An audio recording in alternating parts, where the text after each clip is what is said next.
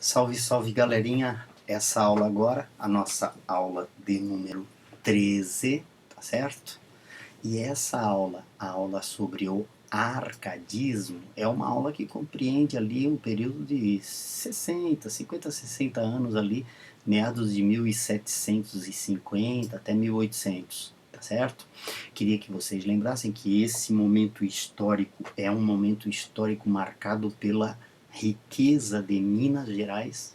Aqui, Minas Gerais tinha se tornado o centro econômico brasileiro com a produção de mineração e por isso é muito importante a gente sempre ter isso em mente, tá? O barroco é o ciclo da cana-de-açúcar e o arcadismo é o ciclo da mineração, quer dizer, toda a Inconfidência Mineira que aconteceu, toda aquela rebelião contra os impostos não foi gratuita, né? Tinha como fundo o período histórico que a gente estava vivendo. A imagem que a gente vê aqui no momento da aula 13 aqui, gente, é uma tela, né, Nicolas Poussin, que é um pintor francês, e essa tela aproximadamente 1638, 1640. Tá? Na verdade ele fez alguns estudos, ele fez mais uma versão pelo menos dessa mesma tela, e essa tela tem no seu título Os Pastores da Arcádia.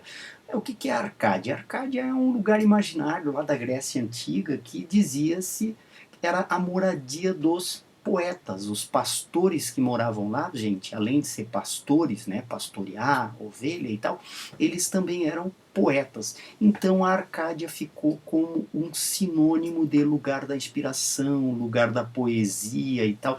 E aqui nessa passagem especificamente, que é um quadro elaboradíssimo, tá?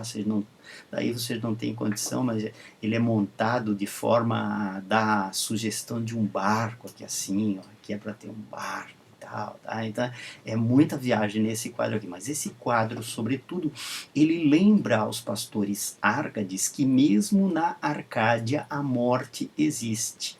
Tá? Então é uma mensagem ao túmulo, é um túmulo que os pastores estão ali viajando, fazendo as poesiazinhas deles, estão tranquilos e tal, e eles encontram a ideia de morte nessa paz, nesse ambiente pacífico. O que eu queria que vocês se ligassem? Por que é isso? É um aviso. Aproveita a vida porque ela é curta. E mesmo aqui na Arcádia, a morte existe. Então era um sinal para eles aproveitarem a vida. Aqui tem uma outra imagem que é uma imagem também importante para vocês verem, essa influência que vem aqui, né, de pintar o quadro, o quadro todo, a pintura toda, ela é muito simétrica, a preocupação com a divisão, né, tu consegue estabelecer diversas figuras geométricas, como as figuras de referência do quadro e tal. Isso é muito importante, porque isso é uma inspiração clássica, né, dos gregos. Os gregos, segundo diz a lenda, tinham uma medida que era a medida áurea, e usavam essa medida áurea, que era quase que um 3 por 2, assim, em todas as construções arquitetônicas, na hora de fazer uma escultura, na hora de fazer uma obra de arte. Ora, esse Nicolas Poussin, ele vai fazer a mesma coisa, tá? E por conta disso é importante a gente levar em conta que nesse contexto aí, essa obra do arcadismo é muito marcada por uma característica que talvez seja a característica principal do arcadismo. O arcadismo também é chamado de novo classicismo, neoclassicismo. O que é isso? Bom, o classicismo a gente viu, é o tempo lá do Camões, é o tempo, né, entre 1500 e 1527, 1570 e 1572. Então é um momento de apogeu da arte inspirada nos clássicos. Depois do Barroco, que veio com aquela, né, arte da contra-reforma católica, depois do Barroco, os clássicos voltam a ter vez, voltam a ser resgatados. Então o arcadismo nada mais é do que uma retomada daquelas influências que a gente já tinha durante o período do classicismo. Então, a retomada da inspiração clássica da antiguidade greco-latina, greco-romana, a influência dos pensadores iluministas daquele tempo. Todos os pensadores iluministas, eles eram de uma forma ou de outra Árcades, neoclássicos, o surgimento da enciclopédia, que já é a ideia da ciência valorizada, da tecnologia valorizada, os grandes pensadores do momento, Montesquieu, Rousseau, Voltaire, a ideia do racionalismo, a ideia da razão. Olha só, lá no Barroco era a fé que falava mais alto. E a fé não era racional. Aqui não, aqui volta o século das luzes, volta a importância do racionalismo, do equilíbrio, do utilitarismo. Esse utilitarismo aqui é interessante a gente sentir, que era o tipo de doutrina filosófica que dizia que a pessoa tinha que agir sempre para produzir a maior quantidade de bem-estar que ele pudesse. Tá? Então, o classicismo, nesse contexto, ele retoma diversos temas, diversas figuras e até mesmo um pouco daquele estado de espírito do movimento classicista daquele período, tá? Aqui a gente tem uma obra, e aí eu queria que vocês prestassem atenção, porque essas obras do movimento Árcade, do movimento neoclassicista, elas invariavelmente elas são marcadas por cenas em meio à natureza, né, os jogos amorosos e tal, e essa natureza invariavelmente ela vai servir de cenário para o jogo amoroso. Era uma sociedade, gente, que era a sociedade decadentista da aristocracia. A aristocracia estava vivendo praticamente sem função social que não fosse basicamente agradar o rei e viver nas festas, viver para os jogos amorosos, é o que a gente vê aqui, né? Aqui a gente está vendo uma cena que sugere um triângulo amoroso, enquanto o sujeito aqui atrás pode ser o esposo dessa mocinha aqui, ó, ele empurra a mocinha de balanço e não sabe que escondido ali na moita está o amante dessa moça. Inclusive essa estátua aqui é uma estátua que está fazendo o sinalzinho para a moça ficar quietinha, né? Mas só que um cachorrinho, que é o cachorrinho de estimação da moça, acaba denunciando esse conluio entre eles. Então percebam a ideia toda da natureza, toda a cena amorosa acontecendo em meio à natureza. Por que essa valorização da natureza? Porque para os greco-latinos a natureza ela resumia a perfeição. Então essa cena aí é uma cena que a gente diz é uma cena bucólica. Ó. Por quê? Porque acontece em meio à natureza, uma natureza, né, acolhedora. Também tem a ideia do pastoralismo, como a gente viu no quadro anterior, a ideia desses caras aqui são os pastores apaixonados, ela é considerada uma pastora apaixonada. E essa admiração pela antiguidade faz com que esses poetas da geração acabem utilizando pseudônimos de pastores. Era uma convenção, uma regra social, era a etiqueta. Quem era bem educado não escrevia assumindo o seu nome, porque assumir o seu nome era uma atitude grosseira.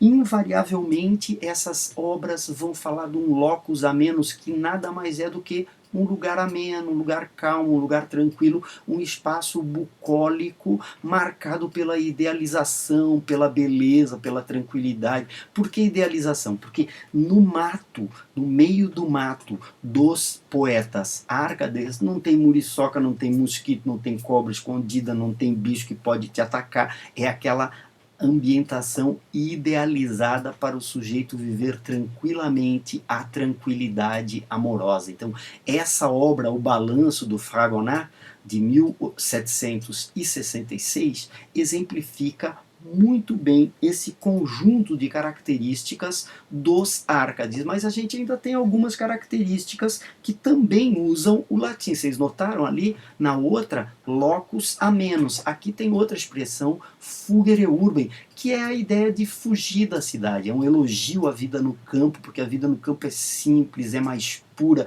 e a vida na cidade é uma vida de ostentação, é uma vida de muito consumismo, mais ou menos o mesmo que diz música como, por exemplo, Vamos Fugir, né? Vamos fugir desse lugar.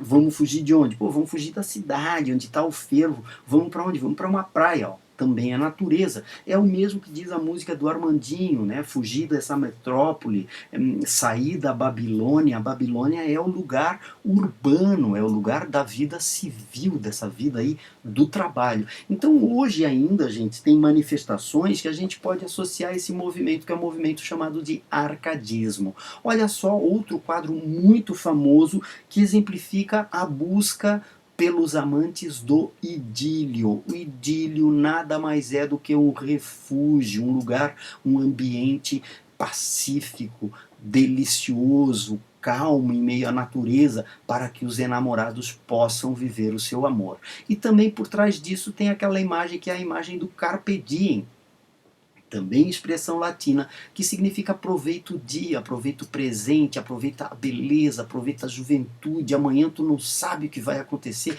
então aproveita, que nem o quadro lá que tem, aquele quadro, né, que até na Arcádia a morte também está presente, tá? E esse aspecto é um aspecto importante para a gente levar em conta quando a gente fala das obras desse arcadismo. Nota que lá na obra anterior a gente tinha uma estátua, aqui a gente tem outra estátua representando a deusa do amor, a Vênus, né, que era considerada a deusa do amor. Aqui os enamorados estão todos, ó, esperando o embarque para a Citera. A Citera era uma ilha onde tinha nascido a deusa Vênus. Então é importante a gente perceber que a celebração dos jogos amorosos, a celebração da pegação aqui, ó, tá? A pegação aqui, galera, ó, é muito comum nesse conjunto de obras ali, mais um casal de namorados, ó, aqui um monte de cupidos, os cupidos flechando os corações dos apaixonados.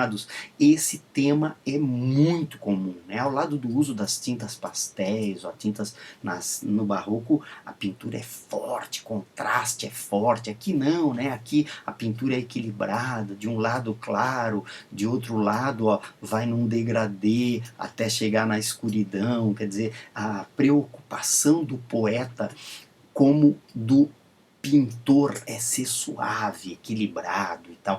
E aí tem outra expressãozinha também vindo da língua latina, aurea mediocritas, o equilíbrio de ouro. Buscar a vida simples, buscar a vida sem exageros. A expressão, a palavra mediocrita, que hoje a gente usa como medíocre, que é uma maneira de ofender as pessoas, naquela época ela era elogiada porque, sobretudo porque ela simbolizava essa ideia que é a ideia do equilíbrio, que é um detalhe fundamental para esses caras. E é um equilíbrio também que passa pelo equilíbrio na composição. Na composição o cara tem que escrever de uma maneira simples, não pode ser exagerado. Quando o cara vai pintar, ele também não pode ser detalhista. Tá? Ele não precisa ser detalhista. E essa obra de arte aqui é a obra de arte que representa com clareza muitas das intenções dessa busca dos poetas e artistas do arcadismo.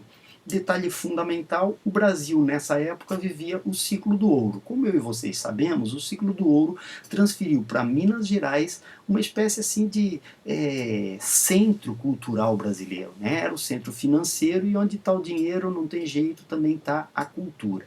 E aí nesse contexto, os gloriosos artistas brasileiros lá de Minas Gerais são os caras que vão fazer um sucesso brutal. Não à toa ali também, por influência da independência dos Estados Unidos e do clima da atmosfera revoltosa lá na França, sucedeu a Inconfidência Mineira, cujo intuito, cujo objetivo era transformar o Brasil, inclusive, numa república, tá, gente? Eram ideias bem moderninhas para a época, tá? Aqui a gente tem o nome daquele que é o grande poeta da geração. Esse Tomás Antônio Gonzaga aqui é um cara que participou da Inconfidência também, era a grande figura do arcadismo brasileiro e acabou sendo preso por causa da Inconfidência e acabou sendo deportado, tá? Acabou morrendo no exílio sem poder voltar. Como eu disse para vocês, eles adotavam pseudônimos, ó, apelidos. E o apelido pseudônimo predileto do Tomás Antônio Gonzaga era Pastor Dirceu. Né? As obras do pastor Dirceu invariavelmente eram direcionadas à noiva, chamada Maria Doroteia, só que ele não ia botar o nome da noiva, ele botava o nome de Pastora Marília, uma garotinha pela qual ele se apaixonou e com a qual ele não conseguiu casar, porque como a gente viu, ele foi parar no no exílio. As liras de Marília de Dirceu, também queria chamar a atenção de vocês. Lira é um poema lírico amoroso, tá? São pequenos poemas, geralmente numa linguagem muito simples, muito frequentemente acabam sendo marcados por refrões e tal. E a obra, o nome da obra é Marília de Dirceu, tá? Marília de Dirceu, uma referência clara a Marília pastora, mas uma referência muito clara também à noiva do poeta. Esse cara também andou escrevendo cartas, tá? É óbvio que ele não assinava essas cartas, gente, porque se assinasse essas cartas que criticavam, satirizavam o governador Luiz da Cunha Menezes, nas cartas ele é chamado de fanfarrão Minésio, se ele criticasse o administrador português, eu e vocês sabemos, ele ia estar ferrado. Né? Então, na verdade, ele critica o governo português, a administração portuguesa lá de Vila Rica, que era a capital econômica do Brasil naquele momento. Olha só um exemplo para vocês de um pedacinho, um trechinho só de uma lira. Diz ele, na lira, ele começa a lira dessa forma aqui, ó, minha Marília, olha ali o vocativo, a vírgulazinha do vocativo está falando com a Marília, mas a Marília nunca responde, é sempre um monólogo. Tu enfadada, tu estás indignada, Marília, que mão ousada perturbar pode a paz sagrada do peito teu?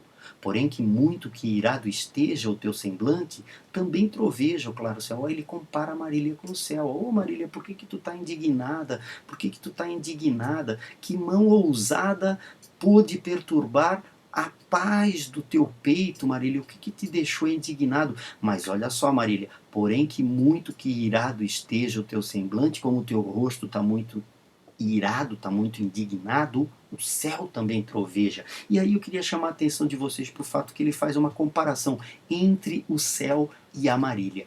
Invariavelmente a Marília é divinizada, é aquela deusa idealizada do poeta, tá? Eu sei, Marília, que outra pastora a toda hora, em toda parte, cega namora ao teu pastor. Ó, aqui ele coloca. Do que essa lira vai falar? Do ciúme da Marília.